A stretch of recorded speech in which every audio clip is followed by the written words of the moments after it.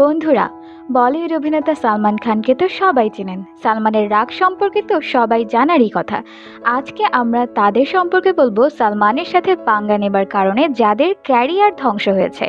ভিডিওটি শুরু করার আগে আপনি আমাদের চ্যানেলটি অবশ্যই সাবস্ক্রাইব করবেন, সাথে বেল বাটনটি বাজিয়ে দিবেন যাতে নতুন ভিডিওগুলোর নোটিফিকেশন সবার আগে পান। 1. বিবেক ওবেরয়। সালমান খানের শত্রুদের তালিকায় বিবেক ওবেরয়ের নাম সবার প্রথমে আসে। তাদের শত্রুতার কথা পুরা ইন্ডাস্ট্রি জানেন। শত্রুতার কারণ হচ্ছে বলিউড সুন্দরী ঐশ্বরিয়া রায় বচ্চন। সালমান ঐশ্বরিয়ার ব্রেকআপের পর ঐশ্বরিয়া ও বিবেকের সম্পর্কের কথা তুমুল ঝড় তোলে মিডিয়াতে, যা সালমানের পছন্দ ছিল না, যার কারণে সালমান বিবেককে ফোন করে ধমকায়। বিবেক ওবেরয়ের সবচেয়ে বড় ভুল ছিল এটা যে তিনি প্রেস কনফারেন্সে ডাকেন এবং সেখানে সালমানের ফোন কলের ধমকানোর কথা বলেন এবং চ্যালেঞ্জ করেন। এরপরই বিবেক সিনেমার কাজ পাওয়া বন্ধ হয়ে যায়। 2. অরিজিৎ সিং। অরিজিৎ সিং এর কণ্ঠের পাগল আমরা সবাই।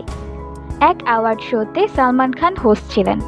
অরিজিৎকে পুরস্কার দেওয়ার জন্য ডাকা হয় স্টেজে। অরিজিৎ স্টেজে আসতে দেরি করেন।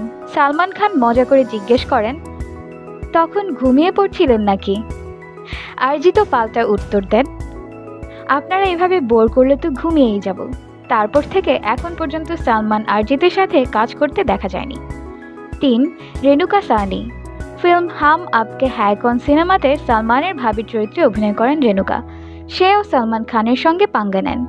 হরিণ হত্যার মামলাতে বলিউডের সব সেলিব্রিটি চুপ থাকলেও রেণুকা ফেসবুকে সালমানের বিরুদ্ধে পোস্ট দেন। বলেন যে 2018 সাল থেকে চলা এই কেসের শাস্তি মাত্র 5 বছরের জেল কিভাবে হয় এবং এত তাড়াতাড়ি সালমান বেল পায় কিভাবে। এই ঘটনার পর থেকেই দুজনের মধ্যে কোল্ড ওয়ার শুরু হয়। 4. অনুরাগ কশ্যপ। ভালো ফিল্ম ডাইরেক্টরদের মধ্যে অনুরাগ কশ্যপ একজন। অনুরাগ ও সালমান খানের সঙ্গে একবার পাল্লা নেন। তেরে নাম সিনেমা করার সময় সিনেমার ডাইরেকশনে ছিলেন অনুরাগ। তখন সালমান খানের হেয়ার স্টাইল অনুরাগের মেয়েদের মতো মনে হয়। তখন সে সালমানকে বুকের লোম তুলতে বলেন। এর পরিণাম হিসাবে অনুরাগকে ডাইরেকশন থেকে বাদ দেওয়া হয়। এরপর থেকে আজ পর্যন্ত দুজনকে একসাথে দেখা যায়নি। 5. রণবীর কাপুর।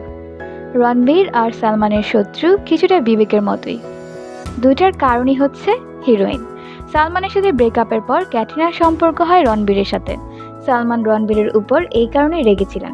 কখনো কখনো সালমান ক্যাটরিনা আর রণবীরকে নিয়ে উল্টাপাল্টা মন্তব্যও করতেন, যাতে বোঝা যায় যে সালমান তাদের সম্পর্ক নিয়ে রেগেছিলেন।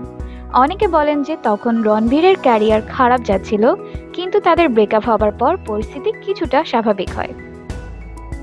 বন্ধুরা, সালমান খান সম্পর্কে আপনাদের অভিমত আমাদের কমেন্ট বক্সে অবশ্যই বলবেন আর আমাদের চ্যানেলটি সাবস্ক্রাইব করবেন।